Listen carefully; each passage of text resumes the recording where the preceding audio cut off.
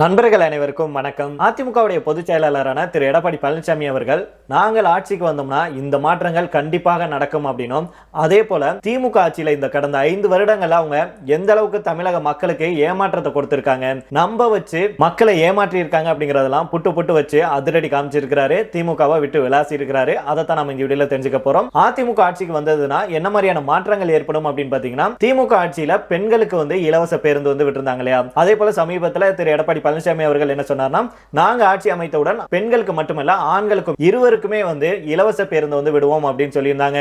அதனால திமுக மாதிரி பெண்களுக்கு இலவசத்தை கொடுத்துட்டு ஆண்களுக்கு அவங்க தலையில நாங்க சுமையை விழ விட மாட்டோம். அதே போல அடுத்ததா என்ன சொல்லியிருக்காங்கன்னா, திமுக 1000 ரூபாயை கொடுத்திருக்காங்க. அதுவும் அவங்க எப்ப கொடுத்தாங்க அப்படின்னா 2023 முதல் தான் தகுதியுள்ள பெண்களுக்கு மாசம் 1000 ரூபாய் கொடுக்குறாங்க. ஆனா அதிமுக ஆட்சிக்கு வந்ததுன்னா குலவிளக்கு திட்டம் மூலம் அனைத்து ரேஷன் கார்டு வச்சிருக்கும் குடும்பங்களுக்கும் மாதம் 2000 ரூபாய் நாங்க கொடுப்போம். இது திமுக கொடுக்கிற தொகையை விட 2 மடங்கு அதிகம் அப்படின்னு சொல்லியிருக்காங்க. அதே போல மிக்சி, கிரைண்டர், ஃபேன் எல்லாமே நாங்க கொடுப்போம் அப்படின்னு சொல்லியிருக்காங்க. அப்புறம் எடப்பாடி பழனிசாமி அவர்கள் தன்னுடைய வாக்குறுதியா அம்மா இல்ல திட்டம் கொடுத்தாரு. அதை தொடர்ந்து பாத்தீங்கன்னா இருசக்கர வாகன மானிய திட்டம் கொடுப்போம் அப்படின்னு சொல்லியிருக்காங்க.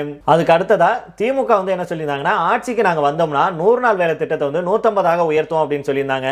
ஆனா 100 நாள் வேலை திட்டத்தை 50 நாட்களாக குறைச்சதுதான் திமுகவுடைய மிகப்பெரிய சாதனை. திமுக மக்களை நம்ப வச்சு ஏமாத்தி கழுத்தறுத்த விஷயம் அப்படின்னு சொல்லி எடப்பாடி அவர்கள் சொல்லி இருக்கிறாரு. இதுல திமுகனால ஏமாற்றம் அடைந்த விஷயங்கள் என்ன அப்படின்னா, மாணவர்களுடைய கல்வி கடன் ரத்த சொல்லலாம். என்ன சொன்னாங்கன்னா, திமுக நாங்க தேர்தலில் வெற்றி பெற்றோம்னா மாணவர்களுடைய கல்வி கடனை முழுமையாக நாங்க ரத்து செய்வோம் அப்படின்னு சொன்னாங்க. ஆட்சிக்கு கிட்டத்தட்ட 4.5 வருஷம் ஆச்சு. இது குறித்து எந்த ஒரு அறிவிப்பும் இன்ன வரைக்கும் வரல. 10,000 கோடிக்கும் அதிகமான இந்த கடனை ரத்து செய்யறதுக்கு மனம் இல்லாம, அது குறித்து எந்த ஒரு நடவடிக்கையும் இல்லாம மாணவர்களை ஏமாத்திட்டாங்க.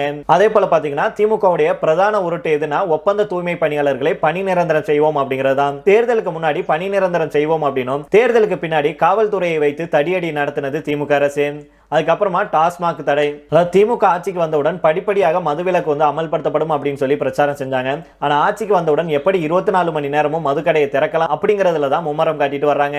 அடுத்து திமுக என்ன சொல்லியிருந்தாங்கன்னா, நீட் விலக்கை நாங்க கொண்டுட்டு வருவோம், நீட்டை நிரந்தரமா தூக்கும் அப்படின்னு சொல்லியிருந்தாங்க. அது அவங்களால முடியல அப்படின்னு சொல்லி எடப்பாடி அவர்கள் சொல்லியிருக்கிறாரு.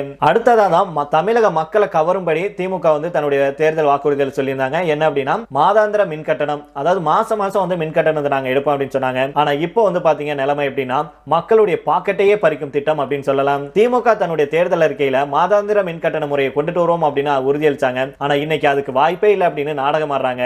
இது வெறும் வாக்குறுதி மீறல் அல்ல, இது தமிழகத்தின் ஏழை நடுத்தர மக்களை நேரடியாக பாதிக்கும் திட்டமிட்ட சுரண்டல் அப்படின்னு சொல்லியிருக்காரு எடப்பாடி அவர்கள். அதே போல கேஸ் சிலிண்டருக்கு 100 ரூபாய் மானியம் அப்படின்னு சொன்னாங்க. அது என்னாச்சு அப்படின்னும், பெட்ரோல் விலையை குறைப்பேன் அப்படின்னு சொன்னாங்க. அது என்னாச்சு அப்படின்னும் திரு எடப்பாடி பழனிசாமி அவர்கள் கடுமையாக கேள்வி எழுப்பி இருக்கிறாரு.